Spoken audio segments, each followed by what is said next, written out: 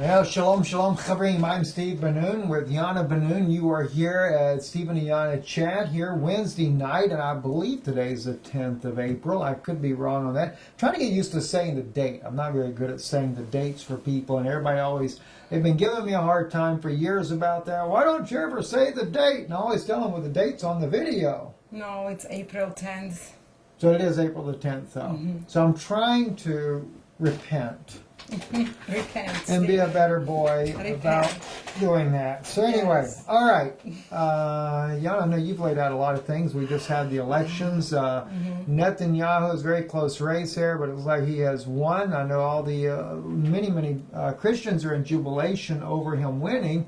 I'm not so happy, but then again, if Benny Gantz would have got it, what difference would it have made? I think like Naftali Bennett had brought out is that that Netanyahu would win. He saw this before the election, and he also stated that Benny Gantz is going to be brought into the coalition government there as a sort of peacemaker.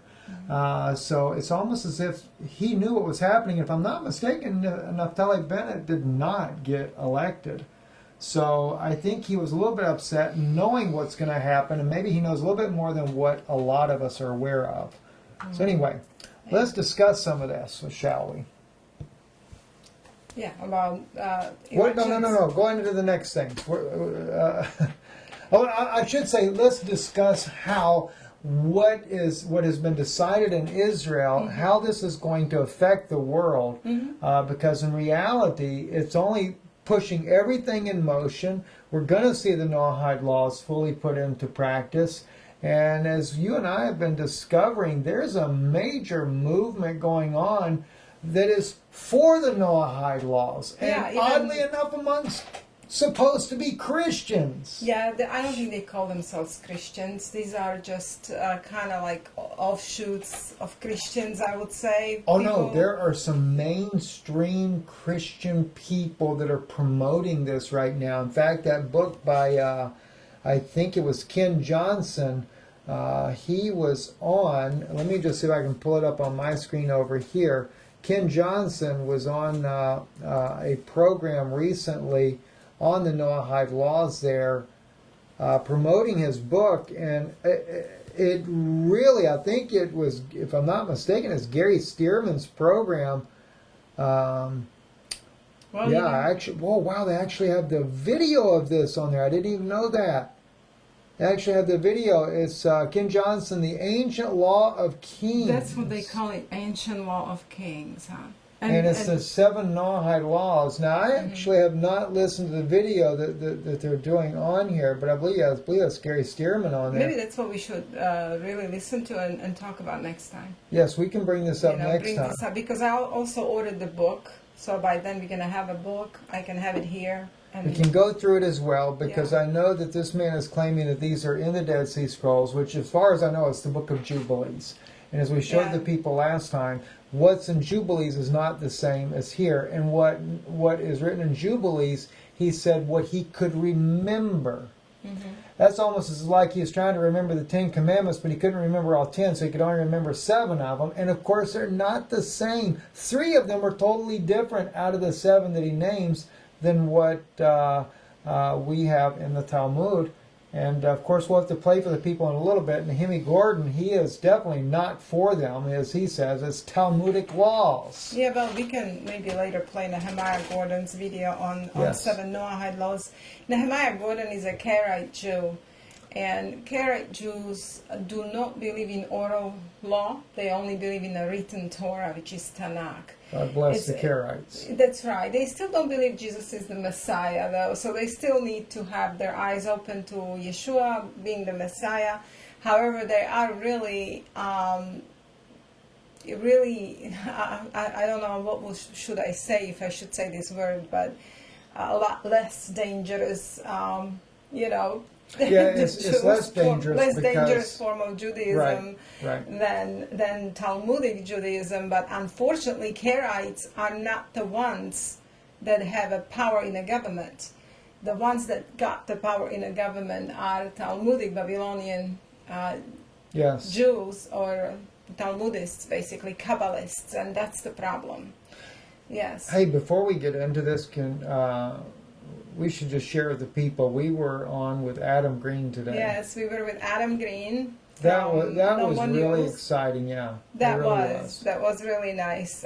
He does a really good job. You guys need to check him out. He's the one who really watches out of what is going on in government and this connection with Chabad and everything. Make sure that in the chat everything is okay. They can hear us. Oh, I have no idea. I can't see that over here, but Okay. I'll see if I can actually go there. Go ahead. You continue on. Because and I'll see if we can go sometimes there. we have problems and we don't know unless they tell us.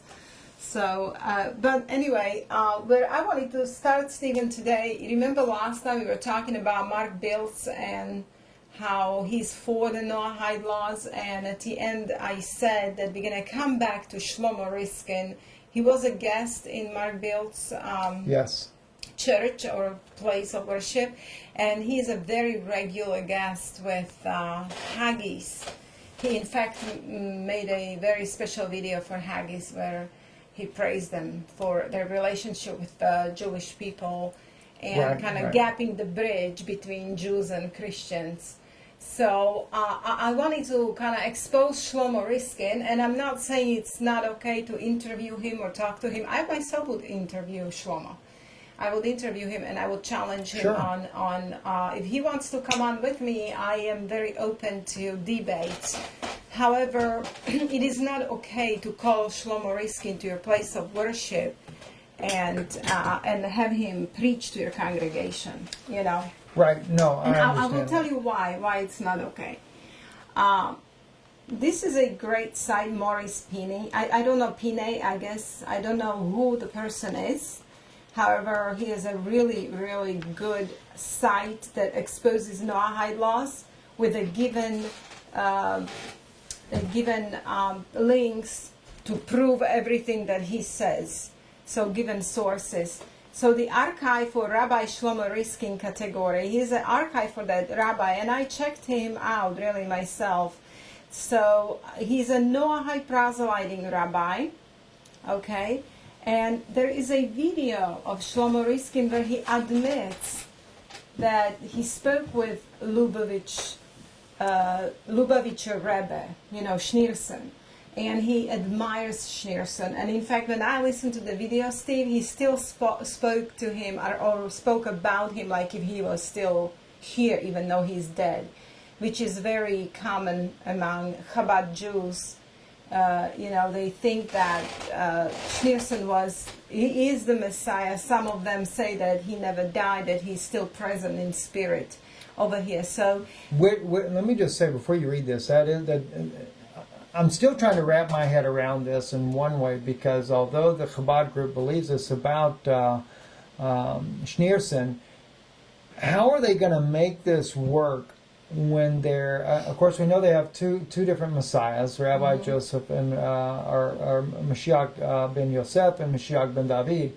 When they're already, many of them are already calling Netanyahu ben Yosef. Now, it may be that they think that Shlomo Riskin's going, oh my gosh, I know how they're going to do it. what? It just dawned on me. They're looking at Netanyahu to be Ben Yosef. There's probably no doubt about that, because he was meeting with Schneerson, and of course Schneerson was the one that basically was putting Netanyahu up as not so much as a candidate as the Messiah, but as the man that was to bring about the war that Ben Yosef is supposed to do. Now, oddly enough, what a lot of people are not aware of is it is very much taught and believed in Judaism, especially in the Chabad community as well, of reincarnation. Oh, yes. So their Ben David they'll still say it's Schneerson, but he's just reincarnated. And they're saying this about Netanyahu, that he is Jonathan from the times of David, that he was Jonathan, and that he's a reincarnated Jonathan, but he's also the Messiah, Joseph.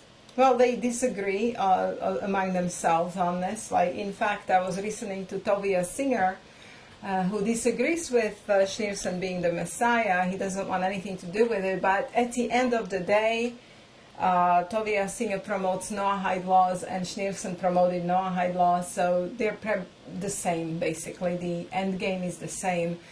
But let's go back to this article. Okay, I'll be quiet, not interrupt for a moment. Who is Shlomo Riskin? He definitely needs to be exposed, because if anybody brings him to your church, you need to know who they're bringing. He's definitely for the Noahide laws, and I will prove it to you. But what's very dangerous is this. Let's read here. Like so many prominent Judaic figures, here, Rabbi Shlomo Riskin is guided by direction he received from the Rebbe, which is Schneerson, of the Chabad Lubavitch cult. Menachem Mendel Schneerson, a hater of Jesus Christ, who judged Christian faith to be a mental illness.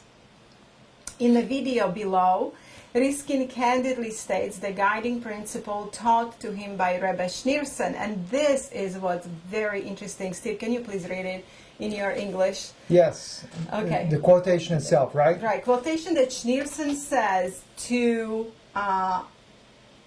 Shlomo Riskin. Okay. The Rebbe said to me, I want you to know that in every battle there are certain people who have to dress up like the enemy. And they have to go into the enemy's territory. And their own co-religionists will think that they are turncoats, that they've become rebels. But without those people, the battle can't be won. And you, Rabbi Shlomo Riskin, will win the war. You must produce shluchim, agents for the entire world who are modern on the outside and Chabad on the inside. Now what that is infiltration. Exactly. These are Chabad people that have infiltrated the different churches, the different, not so much synagogues, but in maybe we'll say in Hebrew roots synagogues. And these are the ones, right, the Messianic Hebrew roots, etc. You want to know the fruit is known by, or the tree is known by its fruit, right? All you got to do it. Watch who, and I don't want to put this in a complete blame as of yet.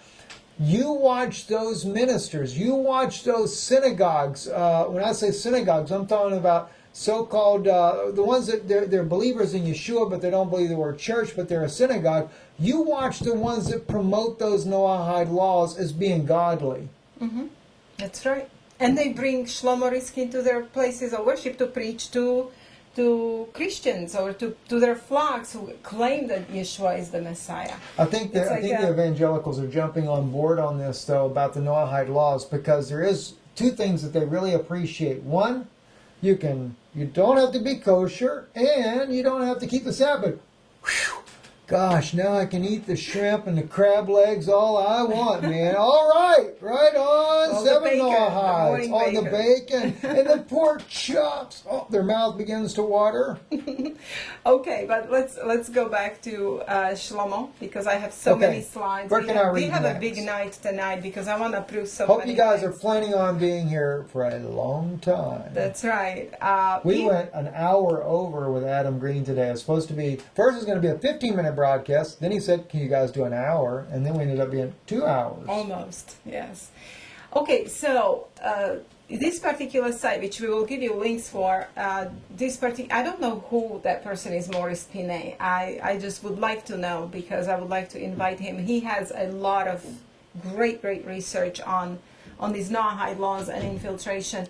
But as you just read, Stephen, he said that Rabbi Schneerson told him that their own co-religionists will think they're turncoats. And this is exactly what's happening, because a lot of rabbis or Jews are actually speaking about Shlomo Riskin, that, oh, you're going for Christians now and you are a turncoat. You understand? Yeah. Not understanding, and this is just a game. They appear as turncoats, however, they're agents to slowly bring them to Noahide laws. Let me clarify, though, what the turncoat is, because that was my field. I was an undercover agent working with the CIA, infiltrating major corporations, and of course I had friends that were infiltrating religions. When he talks about a turncoat, this is someone that is a Chabad member. He is a Jew completely 100%. But what he does, he takes off his religious garb and he becomes a member of a prominent Christian organization. In the case of Rabbi Riskin did not take off his religious garb. Not completely. But he's not a turncoat, though, in that regards there. He was, according to the statement by the Rebbe, he was the one that was to go and recruit those turncoats. Now, if you remember, there was an individual that came to our home quite a few years ago, and I won't call her name, but as she said to me, I was not always an evangelical. Let me tell you what I really am. That's a turncoat. Right. All right. She was a Catholic. Right. She was a Roman Catholic, but she's also from a Sephardic Jewish family. Right. All right. And then we can go to the other. Then she said, and I won't call his name, but he's definitely in favor of the Noahide laws. And it was said to me directly, and you were there. You were someone with a gift, Stephen, and we wanted to bring you in as part of what we're doing. I introduced you to some of the most well-known names, those that are working with us. Again, another turncoat. Right. Now, was that a turncoat from Catholicism to whatever they want to call themselves today? Or could they have been a Chabad? We don't really know. But we see this in every group. This is why we've seen a lot of Jesuits that were turncoats, and we're seeing a lot of Jews that are turncoats, because it's even, you even brought out this to me once before too, that the Orthodox community helped create the Hebrew roots movement so they could bring Christians back under Judaism. Right, back to the law. And of course, surprise, Noahide law is the law they want you under. Can you read like this here? This is by Pini, but Pine. I hope starting I'm with saying the video? Yeah. Is it P-E-N-E? Pine? P-I-N-A-Y. Well, I don't know about that one. We ain't got that one where I come Okay. from. Anyway, the video below from which the above quotation is taken is well worth the time for those who have it and would like to have a clear understanding of Rabbi Riskin, a self-described closet Chabadnik. Chabad, yeah, basically. Yeah, like a Chabad redneck. Who puts on a suit and tie so as not to draw suspicion he so well deserves from the enemy, the Goyim, as he cajoles and deceives them into Noahidism with the bishop's encouragement. Notice that right there, the bishops. Because remember, the Pope of Rome was sending the cardinals to Rabbi Riskin before he ever became a pope himself, training them under the Noahide laws. And he is a rabbi in the West Bank, Efrat, actually.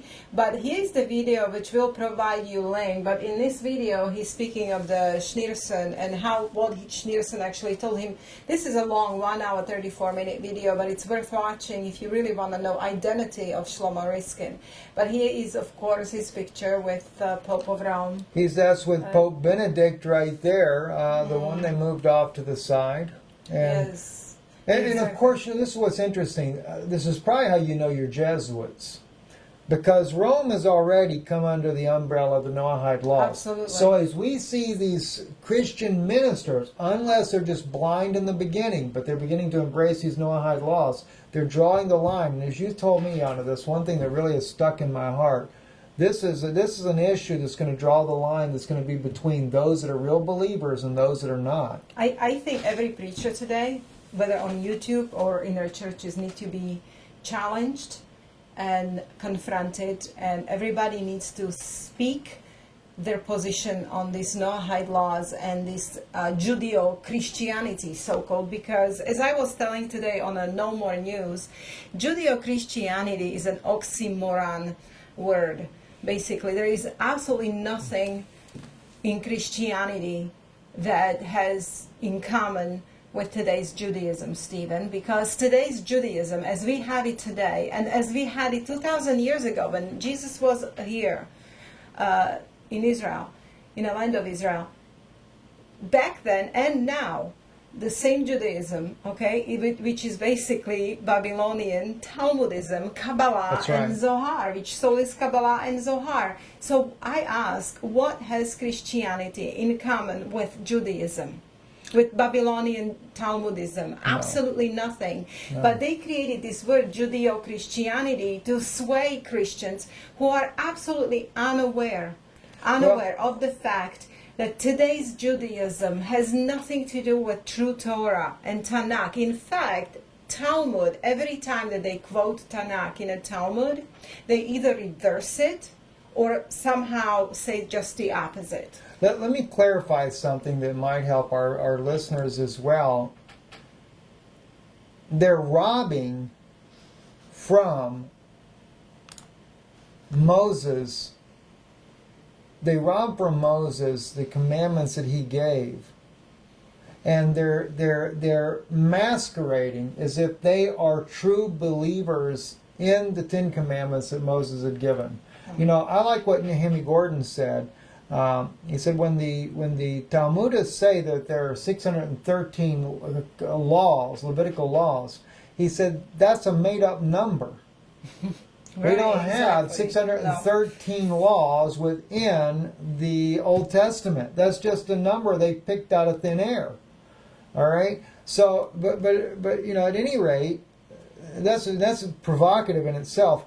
They have robbed from what I would call the Karaite Jew of today, or the true Torah believing Jew that believed the laws of Moses, the Ten Commandments. Okay, and a result of that, they use that and say that we have the Judeo-Christian value. Mm-hmm. But the problem is the Jews of 2,000 years ago, as you pointed out, have nothing in common with what Moses taught. In fact, this is what Yeshua was dealing with on a continual basis when he called them, you bunch of vipers and serpents. Yeah, he says that, you know? that you will try to get you'll cross land and sea. Yeah, to make and that's a prophecy. They say Yeshua never prophesied. Yes. Oh yeah, he did. He said you will cross land and sea to proselyte to get one convert, and he says, and when you get him, you make him twofold more a child of hell than yourselves. Yes, and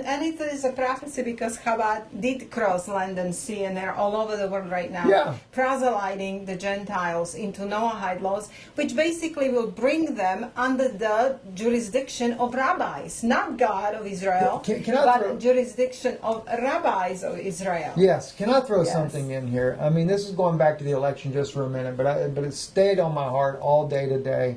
And those of you that, I don't know if I said it on the news today or not, but there is so much enthusiasm over Netanyahu getting elected. It's almost as if Donald Trump got elected here in America. Mm-hmm. And the one thing that came to my heart when I was doing the broadcast earlier today, and that was Yeshua going into the wilderness for 40 days, being tempted of Satan while he's there.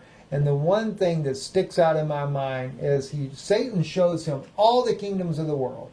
And some people say he showed all the ones that were, that would be, and that would be in the future, as well as those in. I don't remember for sure if that's in one of the other Gospels, but he does show him all the kingdoms. And Satan says, "I'll give them to you if you just bow down and worship me." And Yeshua refused to. He says, "No." You worship only the Lord thy God, right? I'm just paraphrasing this. But Yeshua never argued with him about whether or not he had control of the kingdoms of the earth. And Yeshua, this is not our home, in other words. But the point being, here we are today, and there's so much jubilation over these elections, over people they think are godly that are not godly. Right. And literally, what are they doing? Satan is getting you to bow down. It's like, thank you, Netanyahu. Thank you, oh Trump. Oh, praise.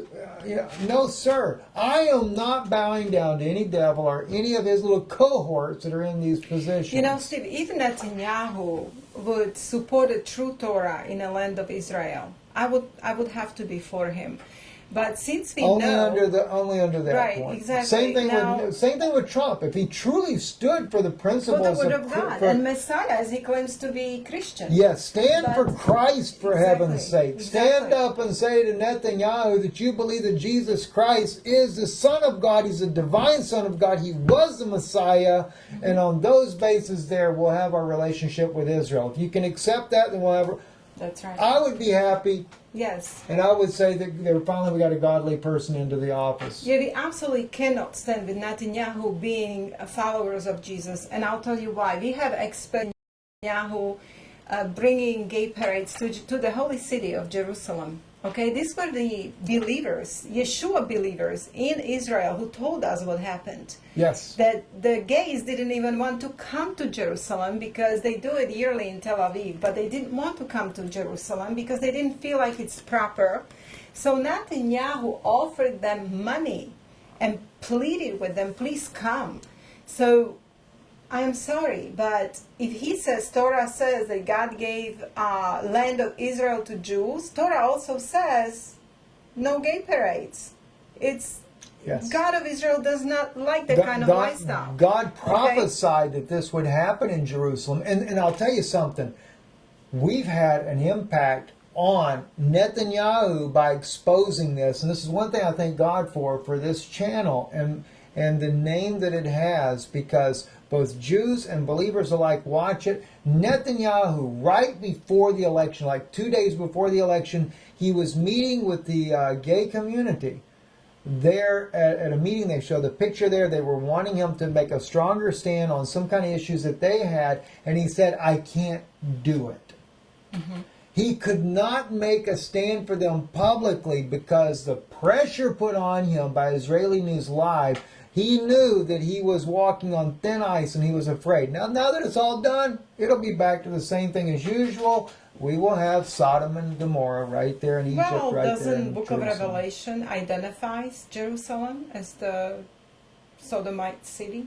Well, that's exactly what we're talking about right there. That's right, and it is. And who helped it? Netanyahu, absolutely.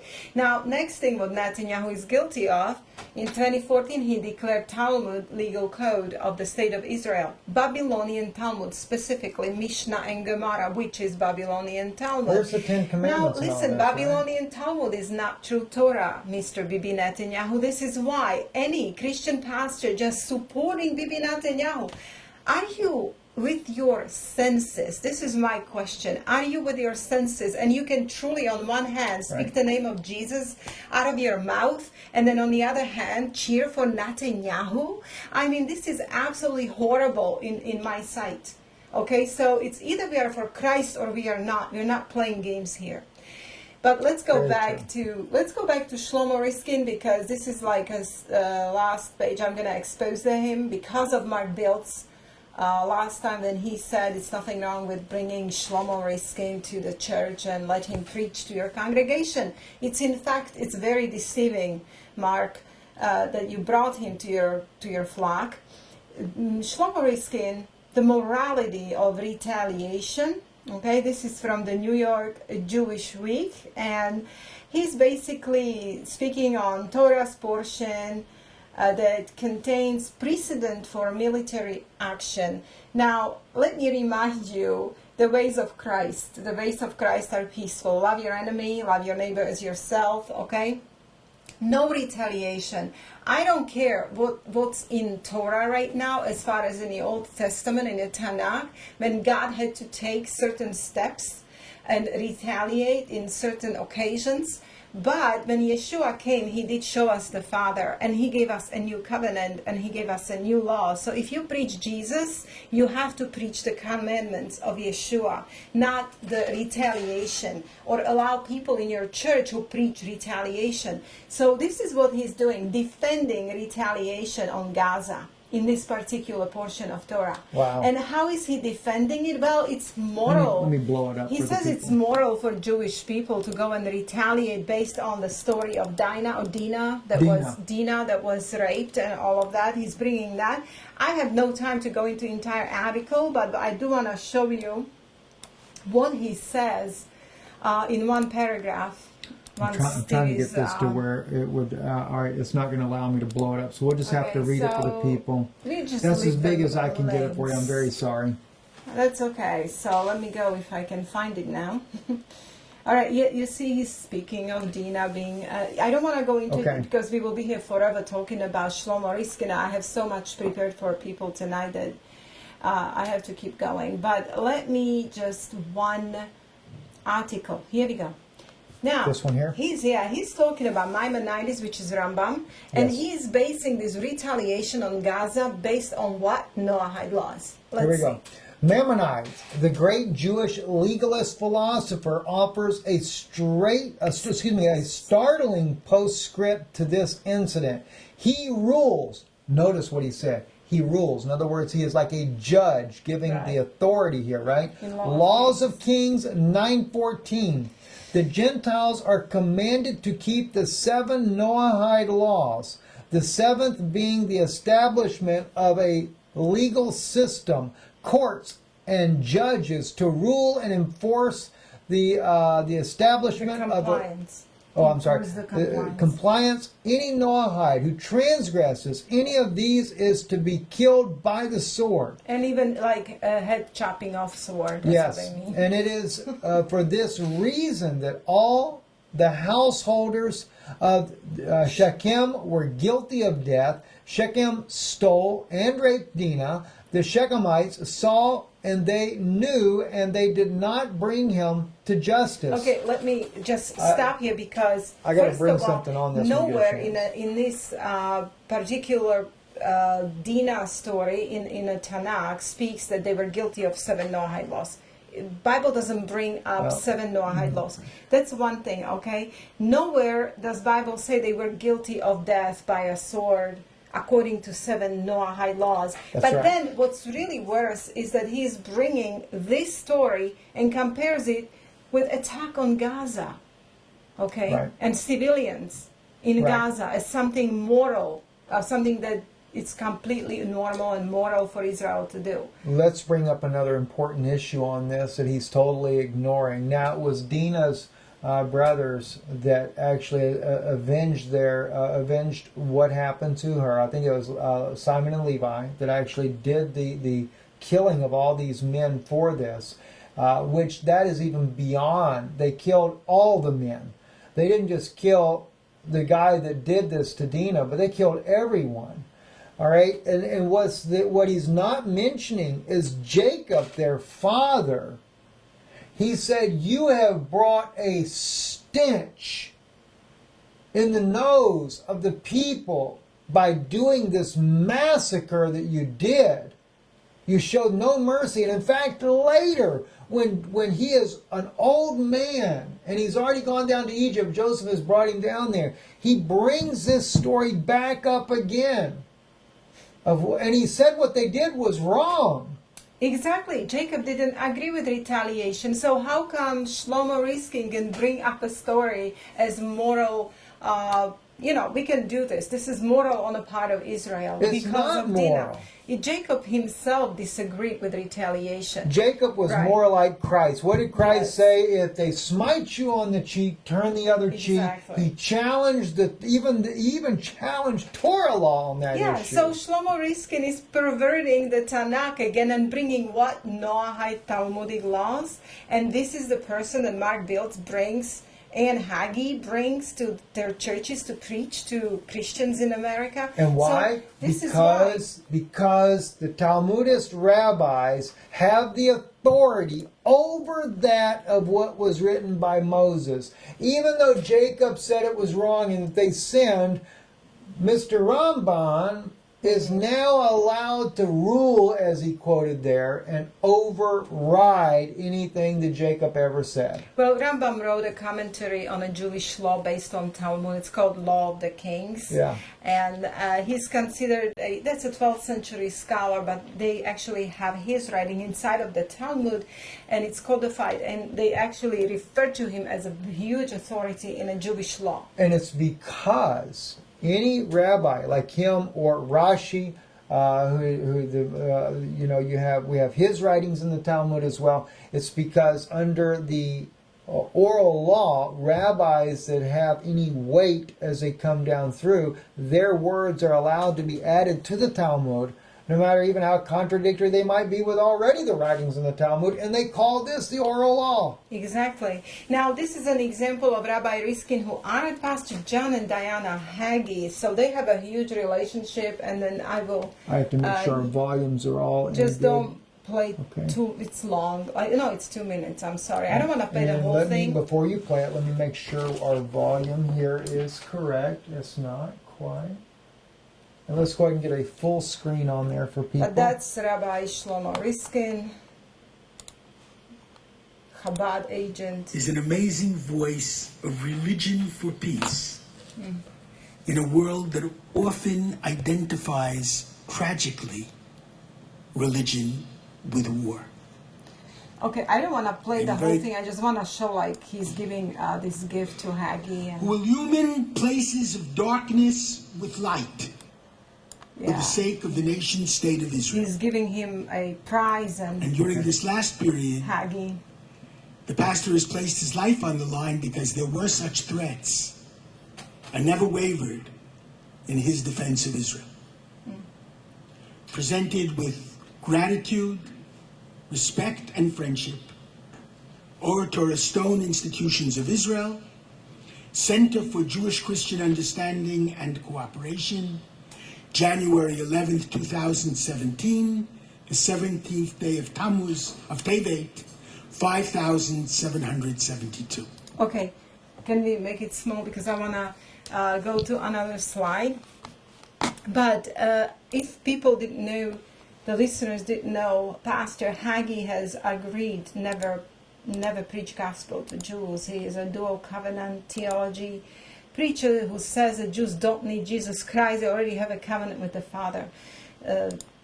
That's kind of really weird because he's saying that if you ask him if Buddhists need Christ, he will tell you yes. If you ask him, do Muslims need Christ, he will tell you yes. But Jews somehow do not need Christ, according to Mr. Haggai, you know. So this is why Shlomo Riskin found in Haggai such a good friend. Yes. Because there is no threat of proselyting Jews or bringing them Jesus. You understand? Which is so important for Chabad Jews.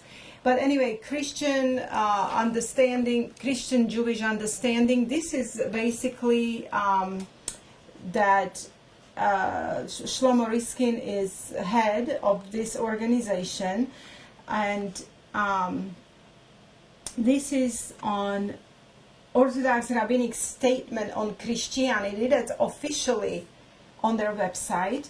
And when we go down to number 6, it perfectly defines it, what Jews want with Christians. And here it is, you can read. Our partnership in no way minimizes the ongoing differences between the two communities and two religions. We believe that God employs many messengers to reveal His truth. While we affirm the fundamental ethical obligations that all people have before God, that Judaism has always taught through the universal Noahide covenant. Okay, so here we go. This is Shlomo Riskin and Haggai. They cooperate within this organization, and they just told you Noahide covenant. Okay, so this is the danger that we have to watch out for, because I believe, Steve, the true danger is coming to true Christians. Yes, it is. And this is what's happening kind of in the background. And if you're not a Christian that really watches for wolves, you can get sucked into it. Yes. And people are getting sucked into it because even after everything we have already explained about Noahide laws, and we have spoke about Mark Biltz, who agrees with Noahide laws and fully on board with them, we had some Mark's people come and give us a little hard time. But here it is, I'm proving you even more that these are very dangerous laws. This is very dangerous movement that's going on. Okay? Now, let me see, where am I here? Wow, did you see that part about the Nostra Aetate in there? Oh, this is like a huge, we don't have time for the whole thing. This is from New World Encyclopedia, Steve. I'm kind of like looking everywhere because for proofs and see what is happening in the background. Let me blow this up to the screen a little bit. Another thing that we got challenged with, Stephen, is that people are saying that Noahides can still believe in Jesus, that it's allowed. And I want to prove to people this is a bunch of baloney. It's not true. And that's the reason it needs to be big enough for people to see. Where are we going to read at here? Where do I need to Well, read? hold on. It's not true. You can go ahead and read. Let me just go ahead down to Christians, because you can read the whole thing. I'm going to give people these links, but it's a huge article we have no time for. But let me This is under the New World Encyclopedia. Yes, hold on. .org. Islam. And let's go to Christianity. Okay. And you can see here, okay, right here, Within Judaism, it is a matter of debate whether all Christians should be considered Noahides. The strict view is that Christian theology is considered avodah zarah, which is idolatry. Okay, that is the view of Judaism. So anybody coming to me and telling me that no, we can still be Christians while we are Noahides, you are deceiving yourself. And it says, as it subscribes to the Trinity, so it is a idolatry according to Judaism. Therefore, most Christians could not be considered Noahides. However, Unitarian Christians and other followers of Jesus who do not believe that Jesus is deity would still be considered Noahides. So, can you name the groups? Give us some examples of those professing Christians. Ask people for help. I know Jehovah's Witnesses. All right, yes. Jehovah's Witnesses, which I have a very big experience with, because my mother, who was a Catholic, and she came out of Catholicism and went right into Watchtower, and she brought me up in a Watchtower. Entire life in Watchtower, we had Jesus as some do-boy for Jehovah. Right. You know, so if you know of different religions that are do not believe in the deity of Yeshua. Right. And it's not just the Trinitarian. In fact, Trinitarians probably could skirt around it a little bit easier. But for those Christians that believe, that go a step further and actually believe that Jesus Christ is God, that He's God manifested in the flesh, boy, you guys have really got it coming to you. Well, if you believe that you are to worship Jesus, Jesus is God in flesh, if you believe that He's Emmanuel, God with us, if you pray to Jesus, if you offer praises to Him and worship to Him, you definitely are under avodah zarah law, which is idolatry. And but some Christians, as you see, Stephen, they can keep their Jesus, as Jews say, as long as he is not considered God, but just a small prophet. And in Judaism, Islam, for example, is not considered idolatry. Of course not. Exactly. You know, when last time we had this conference here in Orlando, and I had one lady who stood up and left because she was kind of hurt that I was speaking about Jews. And she asked people why I am not addressing Muslims, because they're obviously bigger threat to us than Jews. The problem is Muslims are no bigger threat to us than these kind of Jews like Shlomo Riskin and Chabad, and Judaism is much bigger threat to Christianity. Okay? Right. Judaism doesn't consider Muslims idolaters. Under Judaic law, Jews can go to mosques and pray. They can pray with the Muslims. Yes. Because they say that Muslims are not idolaters. They actually say that they have the same God as Jews do. Okay? But they're still Gentiles, are not Jews. So they come under category of Noahides. You understand? This must be why Jared Kushner had no problem with when he bought one of the Watchtower, the Jehovah's Witness organization, one of their buildings, and spoke so highly of them.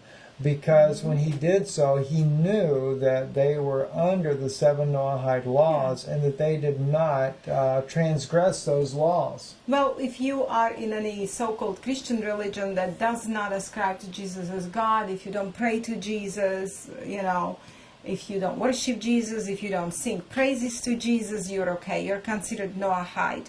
So, And the way the Pope of Rome is taking it, he is literally taking the Catholic Church as a non-deity believing church. Mm-hmm. And this is where all the other churches are headed to as well. So, and this is what gets me. How in the world how could people that claim they believe Yeshua be willing to accept the Noahide laws? Are they this and I have to just say we have to pray for these people, because maybe some of these ministers just really don't understand that idolatry is speaking that you believe that Jesus Christ is the Messiah. You believe that he is, he's not some, as they like to call him, the junior partner.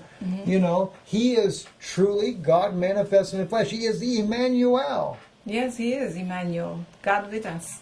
That's the prophecy in Isaiah. I thought I could find some more here, but Jehovah's Witnesses is about the only 7:14, one. Isaiah.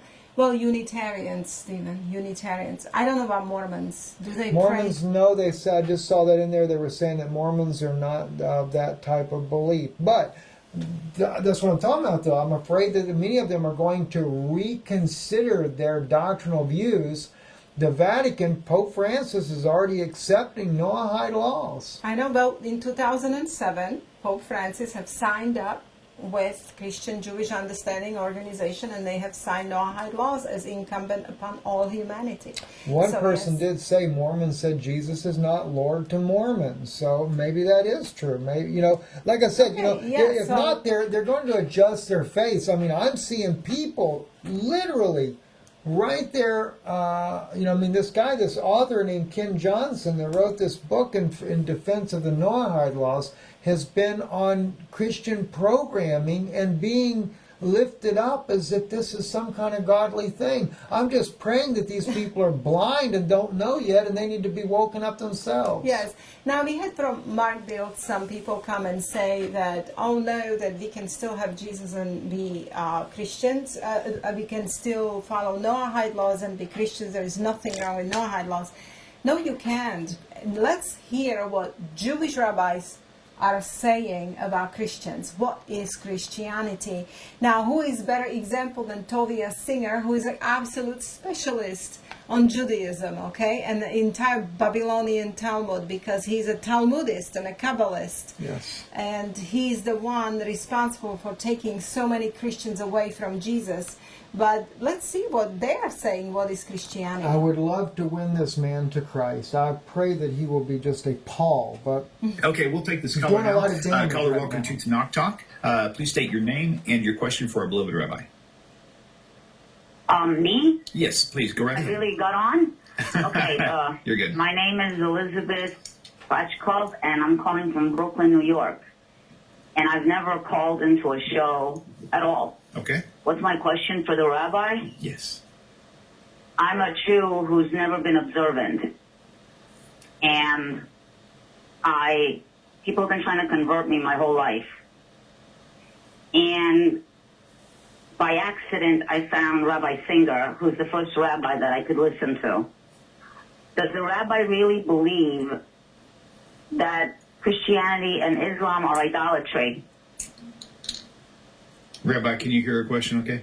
Yes, I sure can. Very good. Okay, thank you for your question. Okay, Elizabeth, just if you want to just listen in for your question, we can disconnect now if you'd like to, or you can Toby choose to is in stay the far online. left-hand Rabbi, it's up to you. corner. That's the rabbi.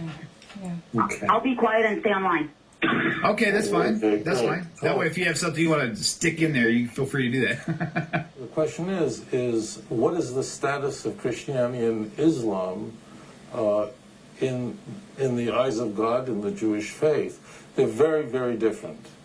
See? Islam is okay. The question was specifically idolatry, so I'm going to answer that question in that narrow sense. Christianity is complete idolatry. Now, when I say Christianity, to be clear, there are some Christian denominations, and there are probably over 1,000 Christian denominations. Christianity is by far the most variegated religion in the world. The majority of Christians in the world, the vast majority of the Christians in the world, worship a man as a god of a distinct person from the Father. That's very important. And they believe in what is called the doctrine of the Trinity, which was a self-inflicted wound with the church brought upon itself, a wound from which they never recovered. So therefore Christianity is absolute idolatry because, and in fact in many ways it's the worst form of idolatry, because Christians genuinely worship the God, the Father. They worship the Father as the God, as the creator of the universe. But in addition to him, they worship Jesus. Now, it's very important. Almost all Trinitarians worship Jesus as a distinct person from the Father. So that means they have a husband, God, but they have on the side somebody else who they pray through, who they pray to, and therefore it's complete idolatry. And it's worse in that sense than just worshiping stones and trees and so on, because those who just worship idols and so on, they don't worship a Father. They're not married to the Father. So therefore, that's why if you look at the Ten Commandments, the sin of this kind of what's called a partnership of God and someone with God is a commandment which the Torah warns us even before worshiping stones. The Ten Commandments in Exodus 20 begin, I am the Lord your God who took you out of Egypt from the house of bondage. Lo yihi elecha Elohim achem al panai. You shall have no other gods upon my face. And this is what Elijah was facing in 1 Kings 18. Jews who, they worship Baal. But it's very clear they also worship God, the God of Israel. They worship both. And Elijah asked them, how long are you going to try to have both? This is the worst thing. So, so Christianity definitely falls into the area of idolatry, utterly and completely. And a Jew, in fact, is called upon to give his or her life rather than convert to Christianity, which many thousands of Jews did throughout history. Okay. Islam has a very unique status, and again, this is an area of idolatry, in that the Islam is definitely not idolatry. Muslims worship one God, absolutely worship one God. There are Christians who make claims about Islam that they worship moon gods. That's absolute nonsense. Muslims worship one God. They're very clear about that in Surah 2, 163. Okay, so we heard it right from Jewish sources because Rabbi Tovia Singer is an expert in Judaism, Talmudic Judaism, yes, okay? Yes, he is. And so that lady who left the conference, why am I not addressing Muslims? Simply, they're not danger to us the way that Talmudic Jews are. You can see yourself, Stephen, they're not considering Muslims idolaters, and they say that Muslims don't worship moon god. Okay, they worship the same God as Jews. So isn't that a surprise? While here in America, Christians are taught that Muslims are so dangerous, that our God, Christian God, is not the same God as Muslims have, right? But look, the Jews themselves are telling you that Muslim God is same God as the God of Talmudism. Yes. You see that? And Christians believe that, and they state it all the time. The God of Israel is not the same God as of the Arabs, the Muslims. But and this is not just Tovia Singer. This is a official stand of today's Judaism. Yes, it is. They do not consider Muslims idolaters. This is why Yehuda Glick could go to Turkey and to embrace the Muslims there. And listen, I'm not against Arabic people when I'm saying this at all either. But the point is that we're trying to make in this is the fact that it's okay to be a Muslim in the eyes of Orthodox Judaism, but it's not okay to be a Christian. And in my desire, I want to see both Jews and Muslims and even Christians to come to the true knowledge of Yeshua, to Jesus Christ. Yes. I'm tired of this mixed up theology. No wonder why God's got to send two witnesses, because even the Christians are so messed up that they can go around with the nonsense of a Noahide law. Now this is another rabbi I want to prove it's just not Tovia Singer alone. All rabbis of Israel say that Christians are indeed idolaters. So those of you who come to me and tell me that's not true, well, please just hear it out yourself out of their own mouth and out of their own books. This is just another rabbi. It's Christianity idolatry. The question is Christianity idolatry? There's a large movement in the Jewish world today to try to say that Christianity is good for the non-Jew. And they quote a source that many big rabbis say is proper, that a non-Jew is allowed to believe in the concept of shitufim, partnership. They're allowed to believe that God gave a power, some of his power, and he shared it with a partner, a moon, a star, a spirit. But no Jewish source at all says that anyone is allowed to worship that partner. Jews are not allowed to even believe in partnership. The non-Jews, some rabbis say, can believe in it, but no one says that anyone can worship the partner. So the question is Christianity idolatry? Well, let's ask and find out. Where are you from? New York. Your mother Jewish? No. What's your religion? I'm technically a Christian. I want to ask you a question about the Christian religion. Sure. They said that a man was crucified 2,000 years ago, and they buried him, and he's going to come back to life. Right? Is that what they said? They say. Let's say that you saw that man, he came back to life, and he's walking down the street here. Would you say, there goes God? Maybe. I don't know. Sure. Sure. But he's a man. Can you explain that to me? I can. But you'd call him God. Yeah, I assume so. I think so. There's one God who's infinite. Okay. The infinite God is everywhere. That man is not everywhere. Only worship the infinite God. All right. Okay? Noted. Have fun. Nice to talk. The question is, was he God? Yes. You think that, what's his name? Jesus. He is God? Yes. Okay, that's what I want. Do you pray to him? To Jesus? Yeah. Do you think that man who was crucified is God? Yeah. You know, He thinks you he's know God. the Is that man that was crucified God? Yes. Do you pray to that man? Yes. You worship that man? Yes, of course. That's idolatry. Okay. So here we go. Another, they're just proving you that. Now, if this man was one of the Sanhedrin judges right now, and they were bringing these people into court right now, and the guillotine was set up outside as they walked in, some of these people might have been changing their tune when they got inside. Exactly. Because if they didn't change their tune, next to the guillotine, let's let everybody watch as they behead this guy. And this is going to be just quick in the beginning. Again, is Christianity idolatry? Question. Togia Singer once again. Yes, sir. My question is, can you believe Hashem alone, and this mix to other believe Jesus, is that credited to Hashem? I apologize, could you repeat the question? I didn't understand what you asked. People believe Hashem Yes. and mix believe also Jesus, is that credited? The question, I want to repeat it because I want to make sure. There's some people who believe that they can believe in God and believe in Jesus too, and that's okay. Yes, it's credited. That's the question, right? The answer is, not only is that not okay, that's the absolute worst thing you can do. It is better to go to India and bow down to a statue than to be a Christian.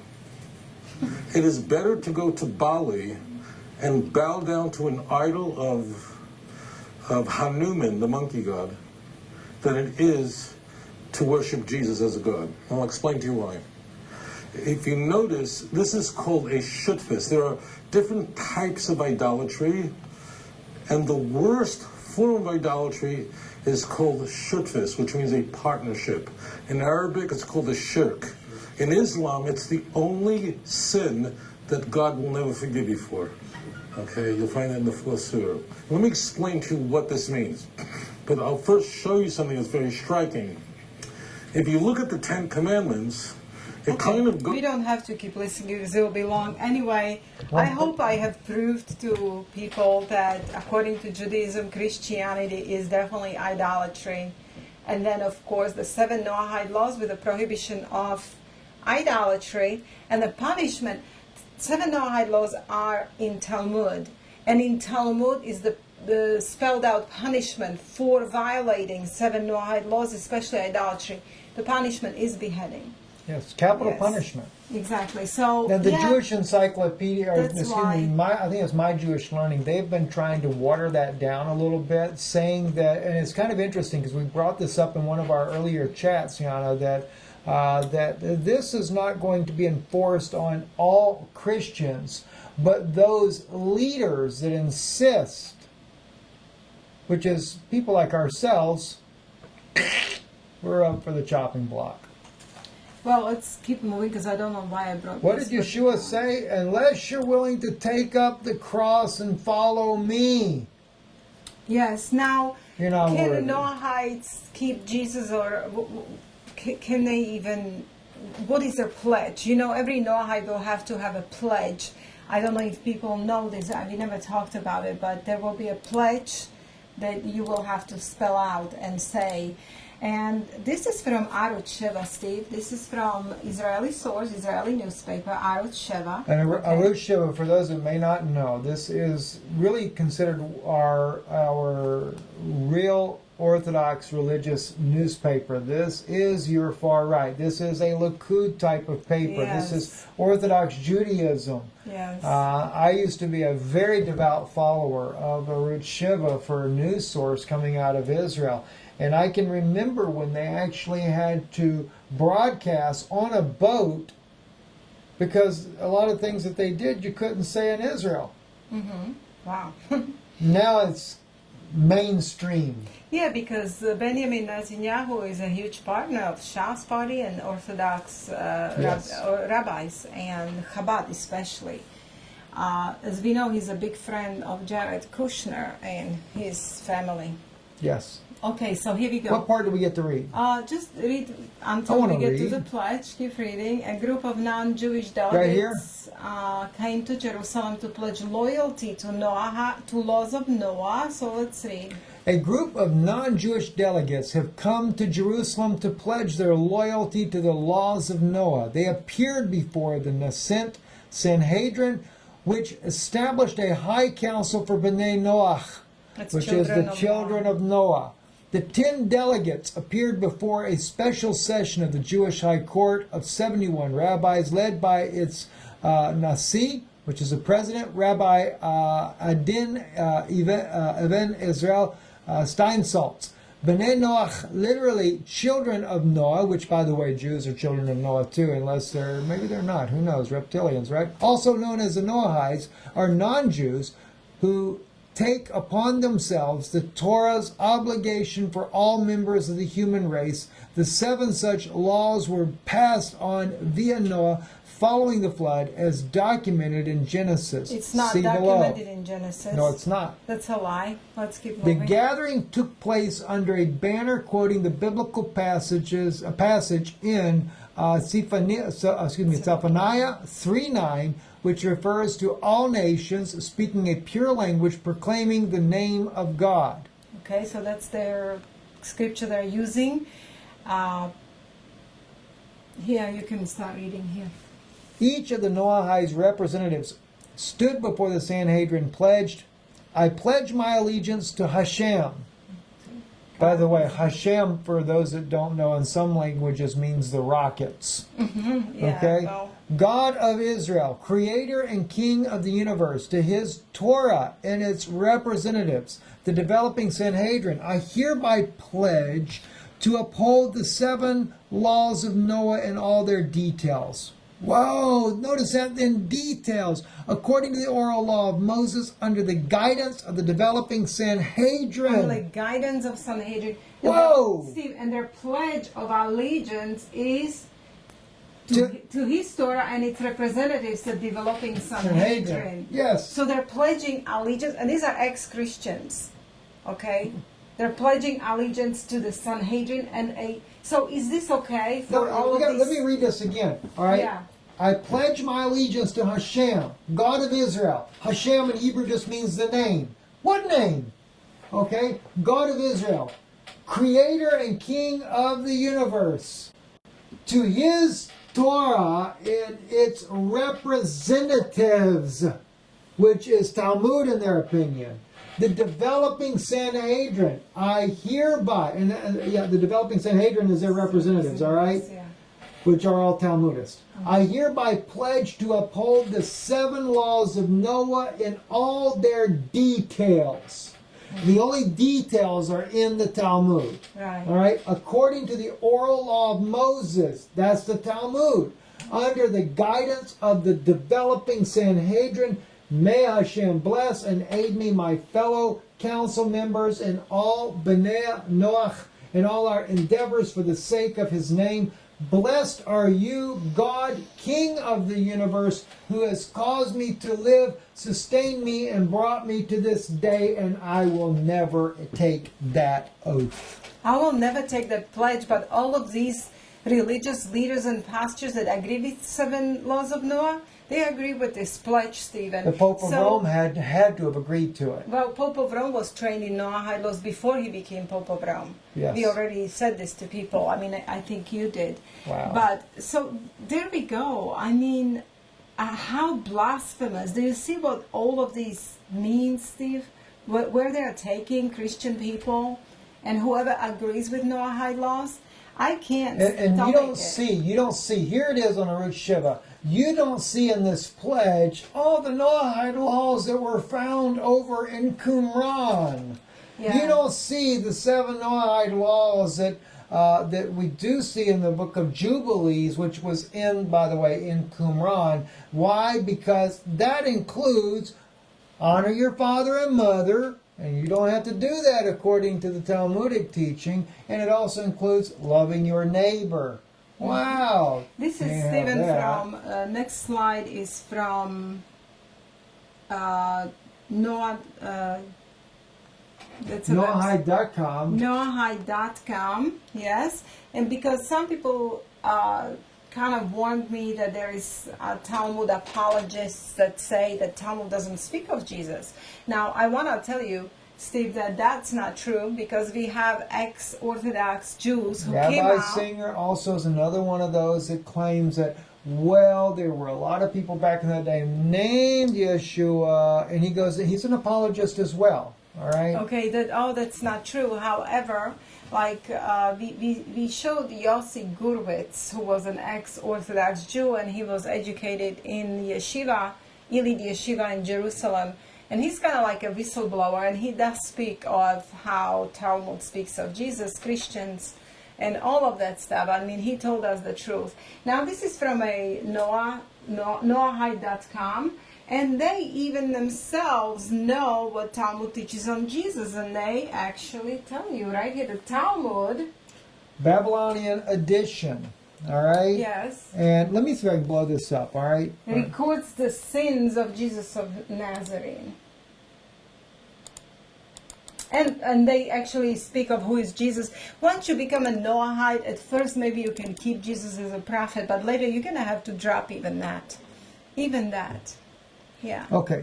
The Talmud, Babylonian edition, records other sins of Jesus the Nazarene. He and his disciples practiced sorcery and black magic, led Jews astray into idolatry, and were sponsored by foreign Gentile powers for the purpose of subverting Jewish worship. Sanhedrin 43a, look it up, it's there. He was sexually immoral, worshipped statues of stone. A brick, as mentioned, was cut off from the Jewish people for his wickedness and refused to repent. Sanhedrin 107b and Sotah 47a. By the way, they're talking about the stumbling stone that the master builders rejected, right? He learned witchcraft in Egypt, and to perform miracles used procedures that involve cutting his flesh, which is also explicitly banned in the Bible. Shabbos 104b. Yeah. What a crop. Right, but they actually speak more and more on it. But they, this particular site of Noahides completely degrades Yeshua, Jesus. Not to mention that every Noahide is almost 99% of them are ex-Christians, Stephen, that were swayed away from Christianity to Judaism. But you see, Judaism doesn't like Gentile converts. They don't want Gentiles to convert. No, they don't want you to be Jewish. No, they just want you to go under Rabbi's laws, which is Noahide laws, Talmudic laws, and that way you can practice kind of branch of Judaism, which is Noahide religion or Noahide and code. people that are so much in love with Israel and have totally missed that the ones that were returning to fulfill the prophecy is just a little tiny remnant that are believing Yeshua as the Messiah. And they've gotten so caught up into the ideology of the state of Israel, the national state of Israel is fulfillment of biblical prophecy, when there's no scripture of the national state of Israel fulfilling the prophecy of the return. And in fact, Zechariah says the house of David and the house of Nathan and their wives apart, and the house of Levi and Shimei, their wives apart. These are people that don't even know what tribe they belong to, but what's the one thing they all have in common?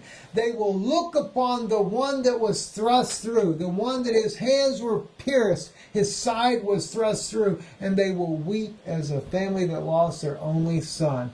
Well, you want to talk about reverence to Yeshua. Those are the ones that are weeping. And today in Israel, there's a very small remnant of those that are weeping and crying for what happened, and to realize that it was our forefathers that allowed this to take place. That's the true return of Israel. Right. Now, this is what we played at our conference for people, but this is a rabbi, She Harlick, who was invited to the House, United States House of Representatives to pray, and let's hear his prayer. Yes. But these kind of prayers are going on in our White House and in our government buildings. I mean, you tell me, Steve, if this is blasphemy and everything against our Constitution, our rights, and just listen to him. Load her up. The Speaker's Room, Washington, D.C., March 15, 2007. I hereby appoint the Honorable Hilda L. Solis to act as Speaker pro tempore on this day. Signed, Nancy Pelosi, Speaker of the House of Representatives. The prayer will be offered by Rabbi Shia Harlick, Chabad of Southern Nevada, Las Vegas, Nevada.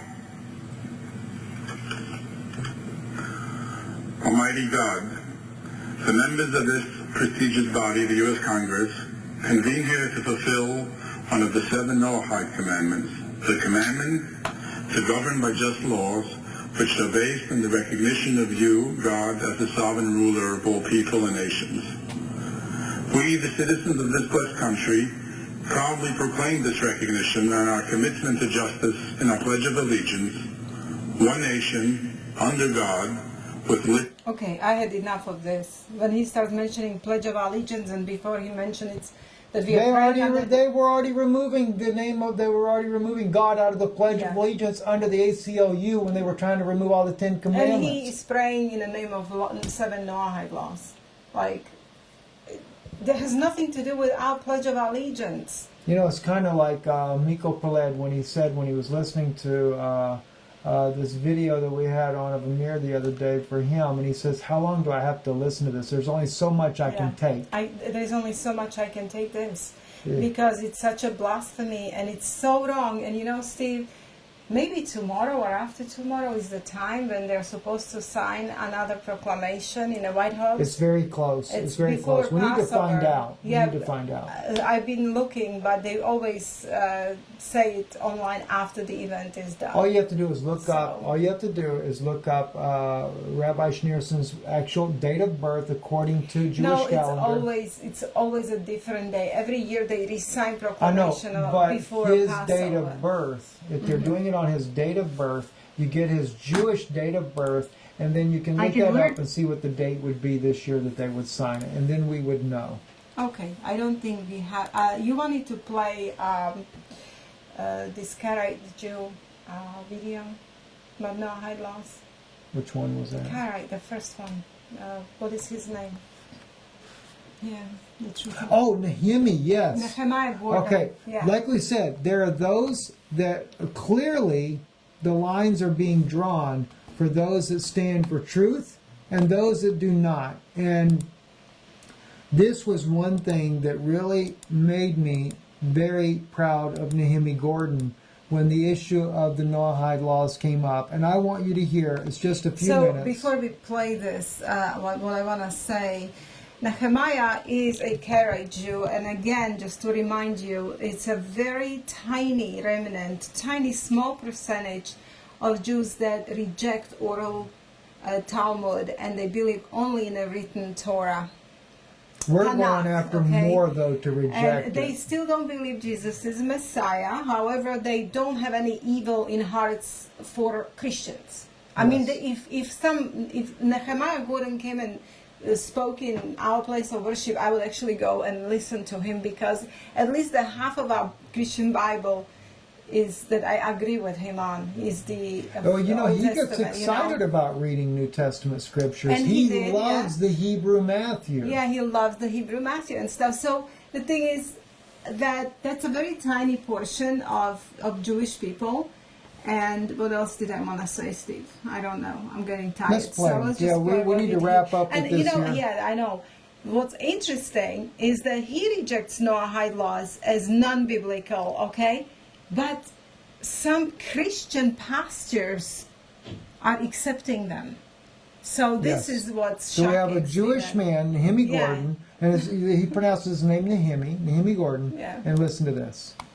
And I said to them, so how could these Gentiles know these 7 laws? And why don't they know about these 7 laws anywhere in the world except for in the Talmud and the Midrash? Why don't the Gentiles know these laws if they were given to Noah? Noah has descendants.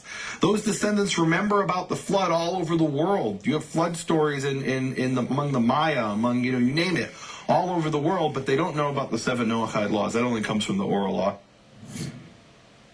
You've had some questions come up. Yeah, so here's one. And this is a really good one. Josh Brown wrote, in your view, are there definite categories of the people of Israel versus the strangers among them versus foreigners who know God versus all the other foreigners? Are there different expectations to these groups? In other words, if you're born a Jew or from the 12 tribes of Israel, is there one set of commandments for you and a different Torah for the stranger, for the one who's not born from Israel?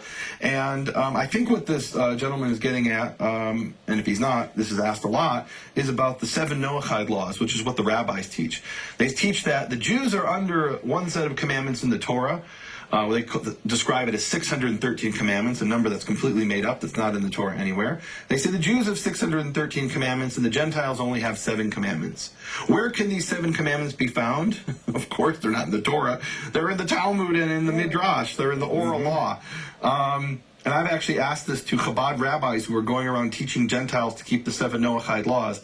I said to them, so how could these Gentiles know these 7 laws? And why don't they know about these 7 laws anywhere in the world except for in the Talmud and the Midrash? Why don't the Gentiles know these laws if they were given to Noah? Noah has descendants.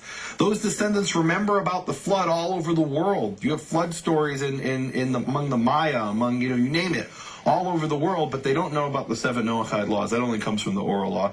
And the way I read the Torah is there's one Torah for the native born and the sojourner.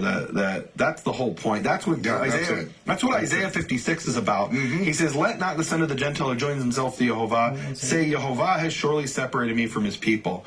You must not say that. Now, it's very interesting, Michael. I was recently speaking in a synagogue on Shavuot, and there was this young girl in the audience. She had just gone through bat mitzvah. Because we are kind of late. Okay. It's really long, Stephen. But anyway, Nehemi Gordon Nehemi does not believe or accept the 7 Noahide laws as a law for the Gentile And isn't people. that wonderful that some Christian pastors accept 7 Noahide laws as godly, and Nehemiah Gordon, who is a Jew, tells you, who's a Karaite Jew, tells you that that's oral Talmudic law that made up by rabbis, has nothing to do with truth. And the one other danger that I do see, and I just want to say this in closing on my part here, because there are still those that are so passionate and that they will say, well, I am Jewish through my ancestry, and they're going to try to prove that they're Jews so that they don't go under the 7 Noahide laws, but yet that they would rather come up under as part of the Jewish covenant or the Israelite covenant, I should say. But either way, if you keep either way, you're going to have to forsake Yeshua HaMashiach. You're going to have to forsake Jesus Christ as the Messiah, as God manifested in the flesh on this earth. You will have to turn him down in order to go either way. Whichever way you choose to save your hide, you will lose your life. This is why Yeshua says, do not fear he that can kill the body, Right. and afterwards has no more power. Cannot kill the But soul. you need to fear the one that can kill both body and soul in Gehenna. Because the thing is, all they can do is kill your body. They can't take your soul. But if you make that fatal mistake and you embrace these Noahide laws, and which is really blasphemy, Yes. that is saying that Jesus Christ is unholy. He's not worth it. This is why Yeshua says, I'll forgive you what you do to me. But when the Holy Ghost has come, when the Holy Spirit is come, and does the same thing, one word against it will never be forgiven in this world or the world to come. I cannot help but wonder if this is not denying him right before the people. And he said Paul said the time would come that they would crucify Christ afresh and put him to an open shame. We are living in the day under the 7 Noahide laws that they're crucifying him once again, and they put him to an open shame. Well, it's not yet, but it's about to happen, as we see. Because, what bothers me, Stephen, every pastor who is for Trump so passionately, please ask him, why are you signing Noahide laws, knowing everything we have explained already? Yeah. And how dare he signs declaration and says that he's a president of a Christian nation, and he is recruiting Christians to support him. So no, he needs to be challenged. Every pastor needs to be challenged, and now is the time to show which side you are on. Show your pastor these messages. And ask him. Say, look, don't just take it for face value. And if you love your pastor, which I pray you do, ask him with love and sincerity. Say, look, I don't know, pastor. Say, maybe you think it's okay, but I think you really need to look at this very sincerely, very seriously, and take this to heart. In fact, I'll tell you something, Jana, that I find interesting as well. There's some ministers out there, even on YouTube, that I believe are going to shock a lot of people that may end up truly taking a stand against this Noahide laws. You see those type pastors that really love the Lord because they didn't know that, but will start truly standing for Christ. Yes. Listen. There's many pastors who still don't understand what's happening because this is happening in the background. Unless you go and research this really deeply from every side, you might not be aware. So don't discount them at this point, especially early on. Like I said, this one guy that's got this, one minister that's got this guy on about his book, maybe that minister that had him on his TV show, maybe he just does not know as of yet. They may have slipped a guest in on there and he just doesn't know. Time is that coming, we're Steve. reaching out. Yes. Reach out to everybody you know. Share this video. I mean, this is so critical. These are souls that are at risk, Jana. These are souls that need Christ more than ever. And by the way, we have created a playlist. So when people go to playlists of Noahide laws, all of our chats are on it. So they can start watching from a day one because we are explaining what Noahide's laws are, where they come from, and every supporting evidence of what is going on in the background. So, because we cannot explain in every single video from beginning what the Noahide laws are, so some people may be confused. So it's very important to watch, the playlist. Yes. That's right. So absolutely. Blessings to you, everyone. Yes. Thank you for watching. Great. Thank you. We appreciate you so much. I know if Jana feels like I do, she probably feels worse than I do. We're out of breath and on all this, so I will include the links in the description on this video below. If you've had a lot of buffering issues, it doesn't look like it from my end here, maybe once or twice only. Do wait, give it about an hour or so. YouTube will get it uploaded pretty good. Let's hope they didn't mess with the other parts there, because unfortunately I did not record this particular session. I should have, but I didn't. And I also want to thank our moderators. God bless these sisters that are so faithful at helping control the chat room. We don't say it often enough. We do appreciate you sisters tremendously, each and every one. So many names, because we got about 6 or 7 sisters there that are always there to help out on that. Thank you for that. And thank you too for those of you that are supporting this ministry, the broadcast. And maybe I say that too much, and I apologize. I don't mean to speak about that all the time. I just realize we have such little time left, and the need is really great. We have got to sit down, me and Jana, and really begin to start putting this together, putting out some DVDs, One person even suggested put it in book form because if they mess up the ability for people to be able to hear things with some EMP attack, people are going to want to be able to read about this thing, especially in light of the laws that are going to be passed. It may be illegal for us to even get this into your hands in the near future. And we also, too, need to get a mailing list for people. Yes. So if you want, for future material, drop us a letter. If nothing else, drop us a note on our P.O. Box there. Champions Gate. It's not P.O. Box number 442. It is a P.O. Box, but it's not technically a P.O. Box. Send us a letter saying, look, if there's ever a breakdown in communications in the future, please, however you can keep up with us, update us here. We keep all of your letters with the addresses. So yeah, that those way are those we can people that write us you that back. way. Yes, because some people just write us letters, and I'm way behind on answering those as well. Yes, but we did send out several already back. Yes, so we are yes, we did. catching up, and we have a lot of more work to do with this. And I'm using voice commands. So if you're getting the typewritten letter, keep in mind it's not that it's not personally attended to. We're using voice command in the computer to make it a little faster, and I think that's going I to help hope you're us catch up. proofreading because sometimes voice command spells different I do words. try to proofread everything Stephen, in there. I hope you didn't write Yes, something because I did weird a voice to command to Heidi Begley one day, and she started laughing, and she said, "Brother, did you know what you said in the?" Well, when you thing?" write to people, I hope that you proofread No, I proofread them. I proofread Okay. them. And I started laughing, and I said, "Sis, I can't see. I didn't have my glasses on. We're 400s." And I said, "I'm so sorry." And she started laughing. She said, "No worries, brother. I wrote one even worse with voice command than what you did." So anyway, God bless you. Thank you for watching. Visit our website, IsraeliNewsLive.org. As long as we have freedom, we will speak and tell you the truth until there is no more of that. But then we'll stand on the street corners and shout it out. That's right. That's right. Maybe we need to get a little church together of some sort where people can come if we have no other platform. Anyway, thank you for watching. Thank Eric you, Phil. and have a good night.